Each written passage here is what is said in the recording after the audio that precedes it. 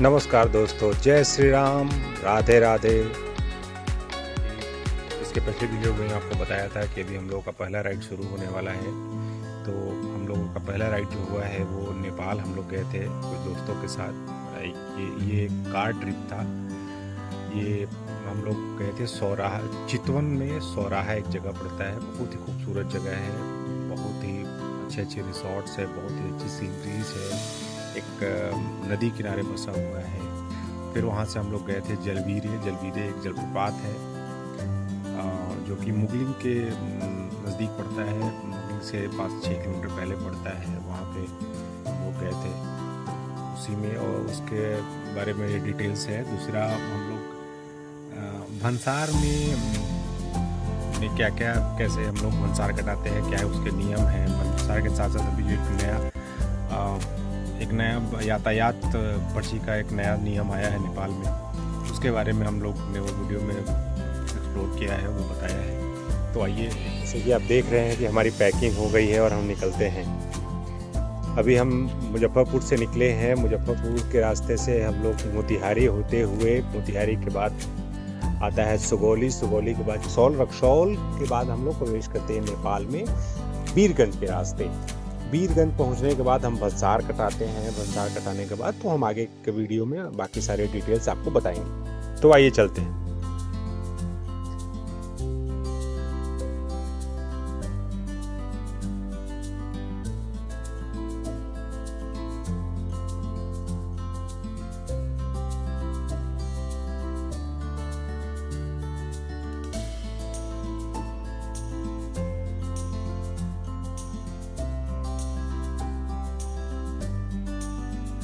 तो फाइनली हम लोग पहुंच गए हैं वीरगंज बॉर्डर पे। ये वीरगंज का द्वार हम लोगों का स्वागत कर रहा है। इसके बाद हम लोग भंसार कटाने के लिए चलेंगे। दोस्तों, हम पहुंचे हैं अभी वीरगंज में।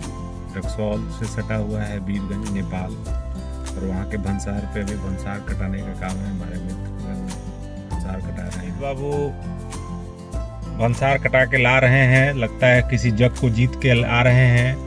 बहुत ही मशगूल लग रहे हैं। ये नेपाली भंसार हम लोगों ने 3 दिनों के लिए लिया है। पर डे का 600 रुपये नेपाली लगता है। 3 दिनों के लिए 1800 रुपये लगा है। और अगर हम 2 व्हीलर की बात करें तो 2 व्हीलर का एक दिन का 200 रुपये लगता है। अब जितने दिन के लिए लेना चाहते हैं आप, पर डे का 200 रुपये आपको चार्ज करता है। आपको भंसार कटाने के लिए सबसे महत्वपूर्ण है, आपको ओरिजिनल आरसी होना आवश्यक है।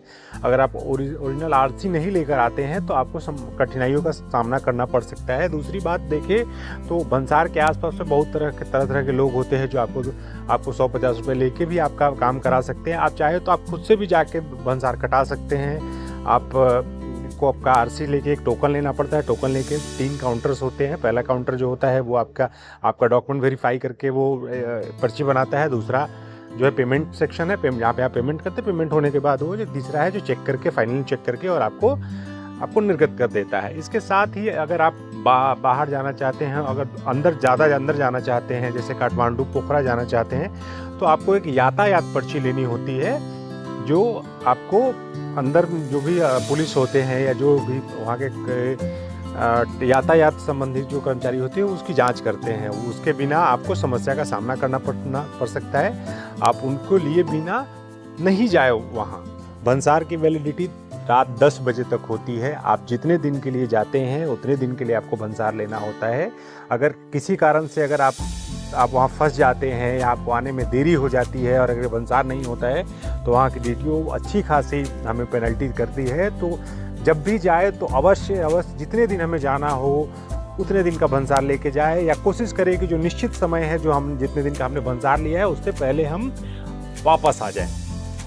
अब बात करते हैं यातायात पर्ची की। वैसे अगर नियमों की बात करी जाए तो यातायात पर्ची केवल कमर्शियल वाहनों के लिए है, लेकिन अभी नए नियमों के अनुसार, या नए अगर ऐसा बोले कि वहाँ के जो लोकल जो अथॉरिटी है उसके अनुसार, अगर हम अंदर जाते हैं, अंदर इन द सेंस कि काठमांडू जाते हैं या पोखरा जाते हैं या दूर दराज वाले इलाके में जाते हैं, तो पुलिस जो है या जो भी ट्रैफिक पुलिस है वो जांच करती है, और वो डॉक्यूमेंट नहीं होने पर चालान का 5 गुना तक हमसे चार्ज करती है। तो इसलिए जब भी जाएं तो आपको को इसके साथ साथ यानी कि भंसार के साथ साथ यात्रा पर्ची लेके ही जानी है अगर आप काठमांडू और पोखरा जा रहे हैं खास करके। तो फाइनली हम एंटर कर गए हैं नेपाल के रक्सौल, बॉर्डर से होते हुए रक्सौल, यहाँ से आगे जाएंगे। ये बॉर्डर है, यहाँ पे चेकिंग होती है। यहाँ पे पीछे वो आपको गेट दिख रहा होगा, उसके बगल में भंसार ऑफिस है, ये चेकिंग हो रही है।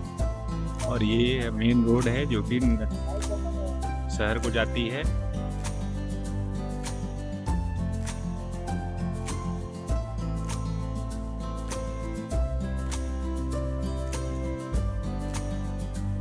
हम लोग वीरगंज में, यहाँ पे एक छोटी सी दुकान है। लोगों से ये पता चला है कि यहाँ पे बहुत अच्छी मछली मिलती है। एक बार देखते हैं, आइए।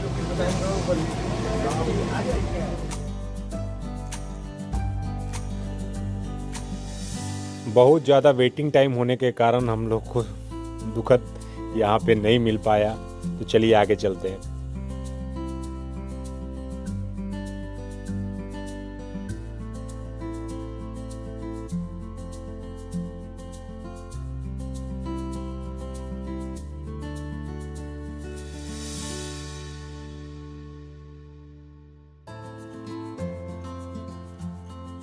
आगे आप देख पा रहे होंगे कि मौसम कितना सुहावना है और हम लोगों को बहुत ही भारी बारिश का सामना करना पड़ा।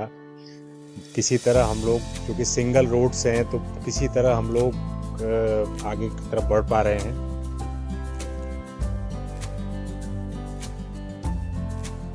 बारिश जो है बहुत ही तेज हो गई है, आगे कुछ भी नहीं दिख रहा है। हम लोग बहुत ही धीरे धीरे आगे की तरफ बढ़ रहे हैं।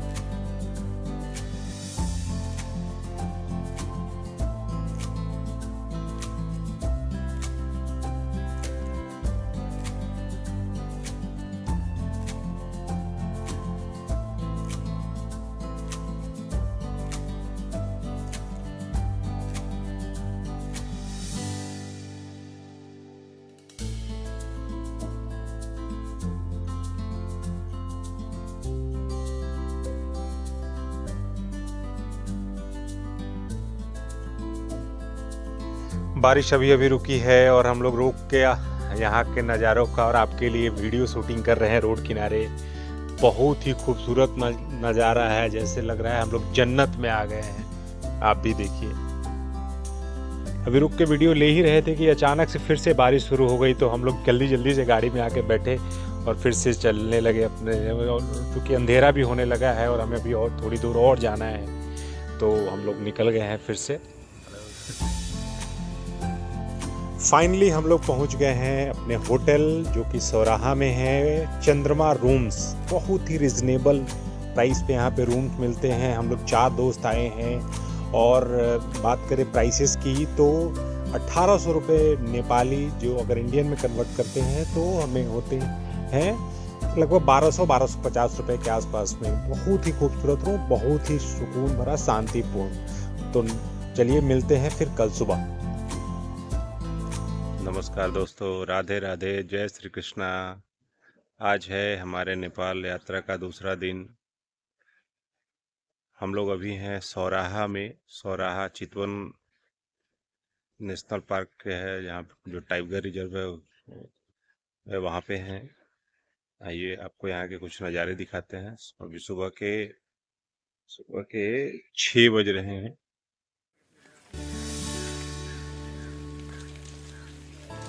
आप सुन पा रहे होंगे चिड़ियों का चहचहाना और ये शांति, गजब का एहसास।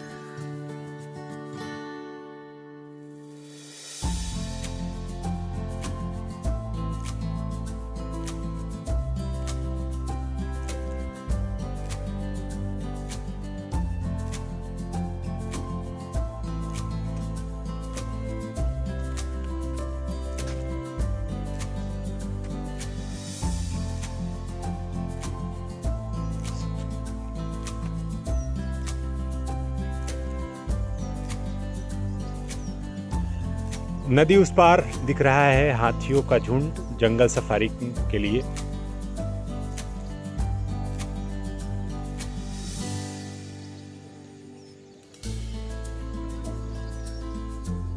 यहाँ से अभी हम लोग निकल रहे हैं, बगल में एक झरना है, उसमें हम लोग स्नान करेंगे, फिर वहाँ के लोकल जगहों को, लोकल पहाड़ियों में घूमेंगे और उसके बाद फिर आएंगे।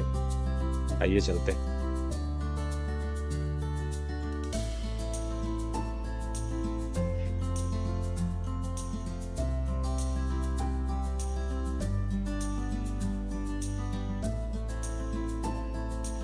हम लोग पहुंचे हैं सौराहा चौक पे।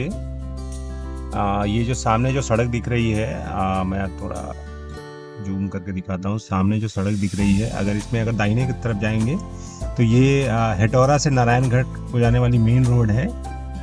नारायणगढ़ से ही हम लोग चाइना वाले रोड के लिए, या अगर किसी को पोखरा जाना होता है तो वहीं से ही रोड सौराहा चौक से अगर आप हेटौड़ा की तरफ से आ रहे हैं तो बाएं जाने पे ये चितवन जिसको बोलते हैं उसके लिए रास्ता जाती है। आगे कम से कम, अगर संख्या तो एग्जैक्ट नहीं मालूम है, लेकिन फिर भी 500 से ज़्यादा रिसोर्ट्स हैं, जंगल सफारी और बहुत तरह की फन एक्टिविटीज़ का मज़ा ले सकते हैं। वीकेंड में बिताने के लिए बहुत ही अच्छा सुंदर जगह है। नेचर एंड इनको नेचर से थोड़ा सुकून, थोड़ी शांति वाली जगह अगर जिसे पसंद है उनके लिए बेस्ट जगह है।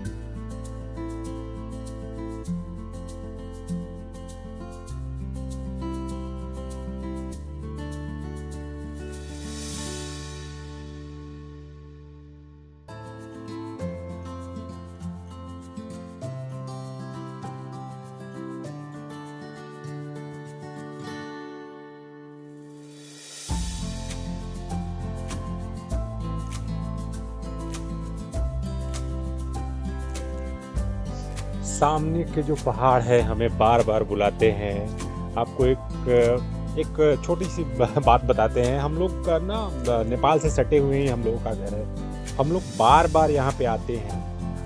एक्चुअली क्या होता है कि जब हम लोग वहाँ से, जब भी हम वीकेंड होता है तो हमारा प्लान होता है कि हम लोग वहाँ जाएंगे, क्योंकि यहाँ के नेचर, यहाँ की जो खूबसूरती है वो हमें खींच के लाती है। और जब जाने लगते हैं तो हमारा मन थोड़ा भारी भारी सा होता है, और ये भी होता है कि अब अगली बार हम यहाँ नहीं आएंगे, क्योंकि हमें यहाँ से जाने का मन नहीं होता है। हम लोग तरह तरह की बातें करने लगते हैं, आपस में वादे करने लगते हैं कि अब अगली बार हम यहाँ नहीं आएंगे, यहाँ से हमें जाने का मन नहीं होता है, या ये जगह हमें नहीं छोड़ना चाहती है, जिससे कि हम थोड़े से अपने आप में ही नाराज़गी महसूस कर रहे होते हैं, लेकिन फिर भी हम अगली बार यहीं भी आते हैं। हम हैं अभी जलवीरे जलप्रपात के पास। आप देख सकते हैं कितना सुंदर नजारा है।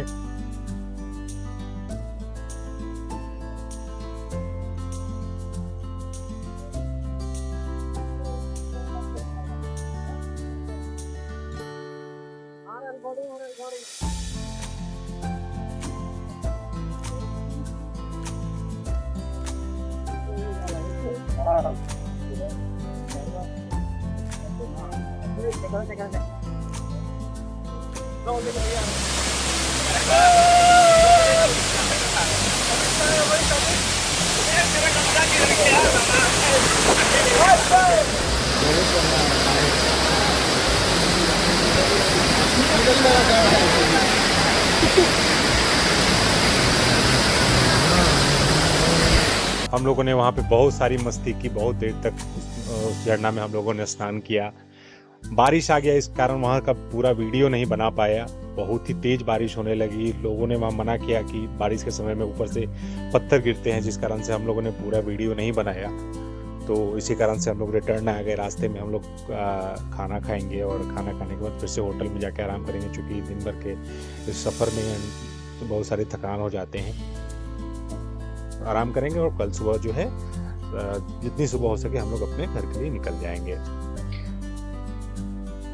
पहुँचे तो जो जंगल सफारी की जो हाथी है वो हम लोगों को सौराहा मार्केट में ही मिल गया। और सौराहा मार्केट का ये शाम का नज़ारा है। एक्चुअली यहाँ पे वॉकिंग स्ट्रीट्स है, जो कि धीरे धीरे, अभी शाम का समय इसलिए कम यहाँ पे लोग आपको दिख रहे हैं, लेकिन बहुत ही खूबसूरत यहाँ के नज़ारे हैं। अभी हम लोग घर को लौट रहे हैं। आशा करते हैं आपको हमारा ये वीडियो अच्छा लगा होगा। अगर आपको अच्छा लगा हो तो कृपया लाइक करें, सब्सक्राइब करें और जितना ज़्यादा जो प्यार सपोर्ट दे और हमें ये भी बताए कि हम और कौन से नए जगह पे आपको लेके जाए, कौन से जगह को आपको बारे में जानकारी चाहिए, क्या क्या जानकारी चाहिए, जिससे हमें भी सब पता चलेगा कि हम कौन नए जगह जा सकते हैं। धन्यवाद।